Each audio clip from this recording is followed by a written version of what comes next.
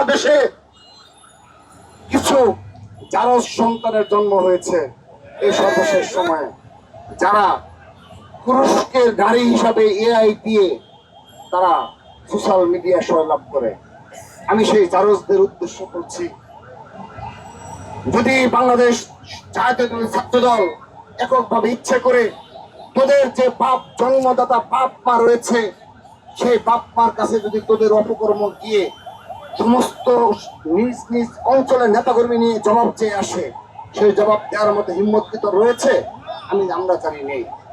ছাত্রদল এত বেশি ধৈর্য সহনশীল হয়েছে এই সুযোগে এই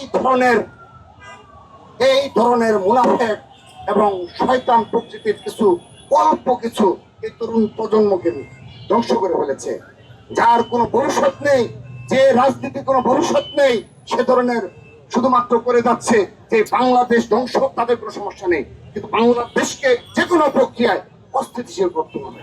কিন্তু ছাত্রদল বারবার ধৈর্যের পরিচয় দিচ্ছে, ধৈর্য ধরতে ধরতে ধরতে আমাদের দেয়ালে পিঠ থেকে গেছে।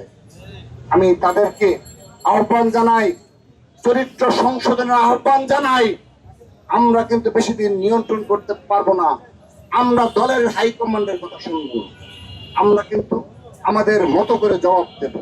যদি পরবর্তীতে প্রধানমন্ত্রী জনাব তারেক রহমানের যে ব্যঙ্গচিত্র প্রকাশ করা হয়েছে তার বিরুদ্ধে শতবার বিরোধী বক্তব্য রাখবে, আমাদের কোনো সমস্যা নেই, তার কর্মকাণ্ডের সমালোচনা করে আমাদের কোনো সমস্যা নেই, কিন্তু তার ছবি যেভাবে শেখ হাসিনার সাথে তুলনা করে করা হয়েছে, আমাদের হৃদয়ে রক্তক্ষরণ হয়, আমাদের হাত পা বাঁধা, আমাদের হৃদয়ে রক্তক্ষরণ হয়।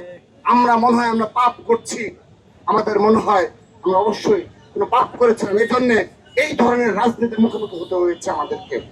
আমরা তাদেরকে সর্বশেষবারের মতো সতর্ক করছি, এই রাজনীতির বাস্তবতা বাংলাদেশে কখনো ছিল না, আগামীতেও কখনো থাকবে না।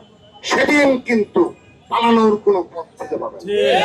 সেজন্য সহনশীল, ধৈর্যশীল এবং অবশ্যই প্রতিটি মুহূর্তে গঠনমূলক সমালোচনা এবং বাংলাদেশের কালচার মেনে সমালোচনা করবেন, আমরা সেই প্রত্যাশা রেখে সবাইকে ধন্যবাদ জানিয়ে বিদায় নিচ্ছি। বাংলাদেশ